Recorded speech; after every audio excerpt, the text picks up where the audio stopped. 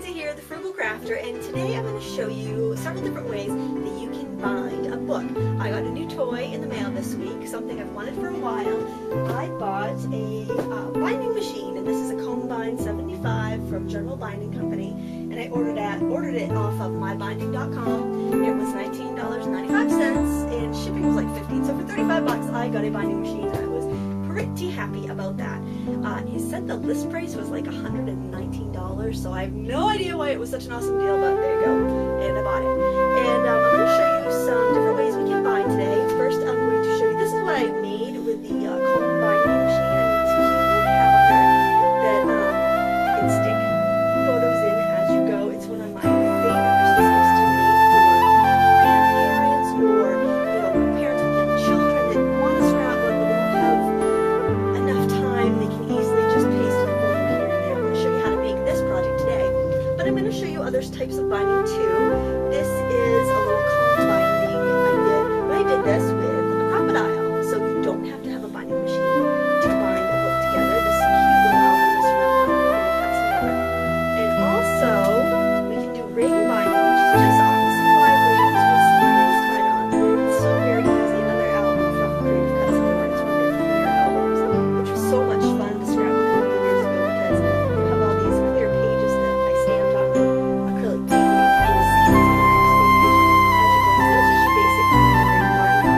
And also there are other scrapbook style and crafter binding systems. And one of those would be these that are bind it all, and that has a very unique look to it. It's got these little wires that go on the end, and I will show you how to set this in a second. So depending on what your needs are as a crafter or as a scrapbooker, you might want any one of these methods to bind your project. So let's take a close-up look at some of these bindings and how to do them. Here we go.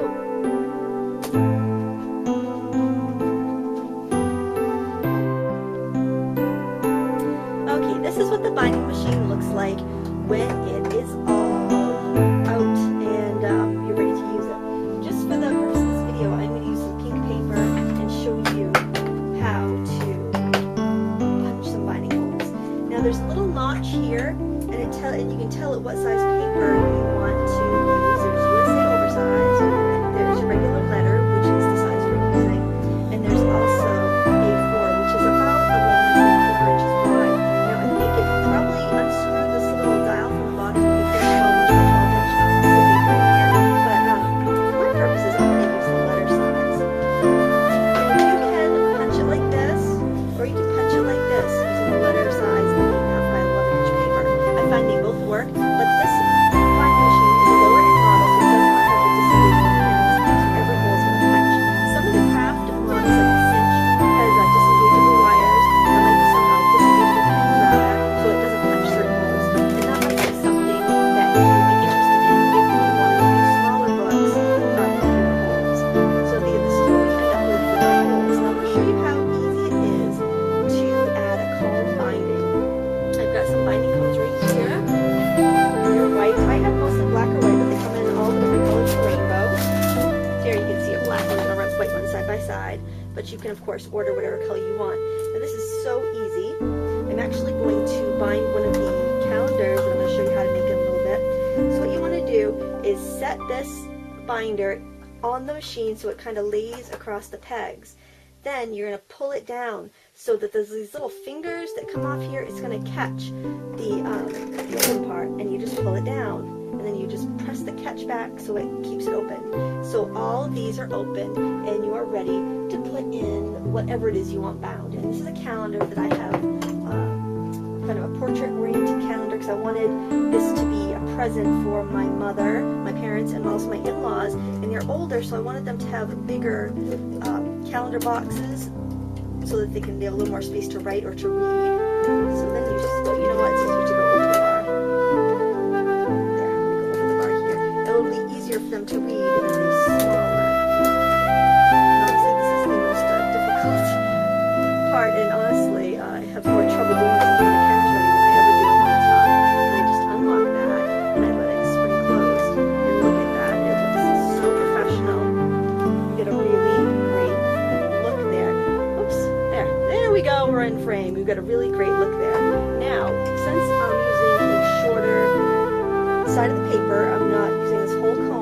simply going to grab my scissors, locate it, always so prepared, and I'm just going to snip that right off of the piece. And now if you take a look at the camera and the calendar here, I have one side blank, which I will add pattern paper and photos to, and then I've got bottom half with a nice large calendar grid, which will be nice for my parents, my in-laws, to write in and be able to see their month at a glance. The place I get these calendars is called pdfcalendar.com, and it is free, and you can just download the months, the years, you can keep your planners for monthly uses. It's free, and you can download them and save them and print them, whatever you want to do. So pdfcalendar.com is where I get my calendar. Alright, we're back at my craft table, and here is a calendar that I'm going to give to my sister. And I used chipboard stickers to spell the word family. I used a little Queen & Company felt. Notice I'm using very lightweight embellishments, because if I had something really heavy here, like some buttons, my calendar would hang kind of crooked. And I just decorated the cover so it would be cute. And then, because I don't want to put a hole in the album, I just took a pretty binder clip from the dollar store and I added some ribbon scraps. And then that is going to be what hangs the calendar. You'll just need to clip it, like when I give it to her, a little clip shut like that, and then she can unclip it and just hang it on the wall like this. Now, the thing I really like about this is that I printed digital paper on the, I'm just going to turn it sideways so you can see what the calendar side. I printed digital paper on the back side of the calendar pages. So after I printed out my year calendar from pdfcalendar.com, I'm not affiliated, but it sounds like I'm doing a commercial, doesn't it? I put my paper back in, and I just printed on the reverse side of this paper and put it on the pocket. So I think this would be really cute with black and white photos. And when you've got young children, I'm sure a lot of your moms, you don't always have time to scrapbook. So what I want to do is I put this block on the back, just double-sided tape, and I'm going to add things in there like some transparencies that can be written on, and also some little sticky squares, and probably a nice pen, and things like that that won't take up very much space, but will make it possible to actually be scrapbooking the year as you go. And if you want to upscale this gift, you could put in like a gift certificate to the place where the recipient gets their photos developed. Just that would be a really nice add-on gift. Or if they still shoot 35mm film, you could throw in a couple rolls of film, anything like that. But it makes it a really nice all-in-one gift. So all I did was I printed out my calendar with a pattern paper. If you don't want to print pattern paper because it uses a lot of ink, just adhere paper to it either before or after you bind it. It's very, very easy. I do have a tip on printing in color. If your printer takes it's like a popular printer, I have an HP PhotoSmart, I can find those O2 cartridges that my printer takes on Amazon, or there's other sites out there, but I go to Amazon.com, and I can get a set of 13 ink cartridges for $13. So it really makes printing affordable, and as you can see, the print quality doesn't suffer. I print all my photos, I print all my papers right on my home printer, and they still look great. I think so anyway. So it's a great way to save some money if you do like to do a lot of printing.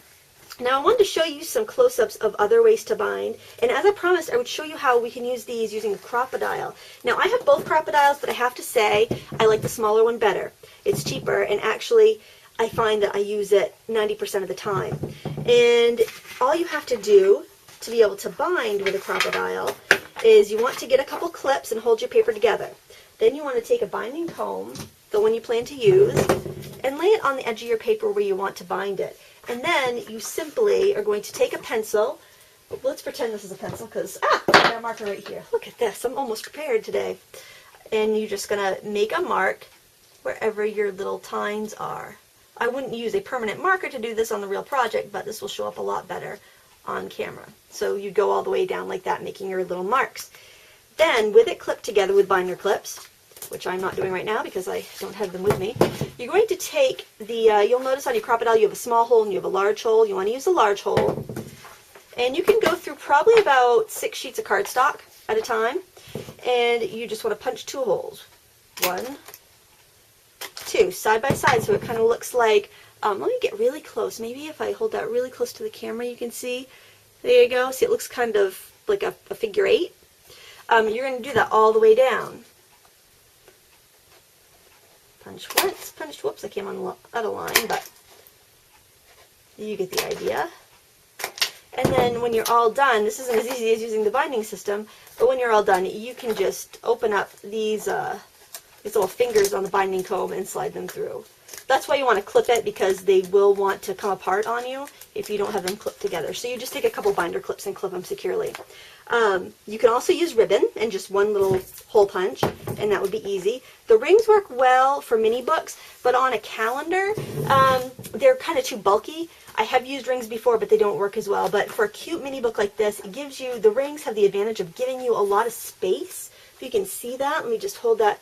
You can see how much space you have between the pages because you have the rings, so you can add lumpy things like buttons and embellishments and other stuff like that. I just love this Christmas mini album that I made a couple of years ago because my kids are so tiny and cute, and they had such a good time. And my cat, my deceased cat, he was obviously alive back then. Oh, I should just stop filming. Okay, so anyways, there we go, ring binding. And another comb binding. This is what the comb binding looks like that we did with the crocodile. Again, I'm going to bring it really close, so hopefully you can see those little half, kind of like figure 8 shapes. But I mean, you really can't really tell if you're looking at it at a distance. Maybe you can see a little bit more when I open up the page. You can see that we've kind of got those little half moon shapes. It doesn't really detract from the project that much, and it's certainly, if you have a crocodile already, it's a free way to do some bookbinding. So there you go, different ways you can bind. You can use the Bind It All. I will show you an example of that. Let me just punch paper here. Whoops. The other thing about the nice office supply binder is that it suction cups itself to the table, where this has nice stoppers on it, but it doesn't suction cup it to the table. So the Bind It All, the binder that I just bought, the Comb Bind 75, C75, suction cups itself to the table when you're working so it doesn't go flying on you. But the Bind It All gives you very nice little holes, but you do have to use their wires because you can see that they're really just too small to fit the standardized comb bindings. And you know, when I am going to invest in a tool, now Zutter is a very good quality product and brand, and they're going to be around for a while, but you know, when I'm looking to buy a tool, I want to make sure that the consumables are not going to be very expensive and they're always going to be around. These comb bindings are always going to be around, so that's why I chose that, but it might not be the solution for your crafting needs. But I think they look just fine. They're not as, maybe not as stylish as some of the other ones out there, but I actually like the look of the comb binding in my cute little calendar album. So I want to thank you so much for watching.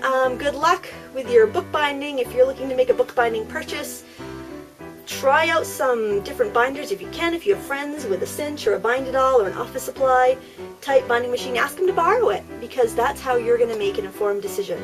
Thanks so much for watching. Until next time, happy crafting!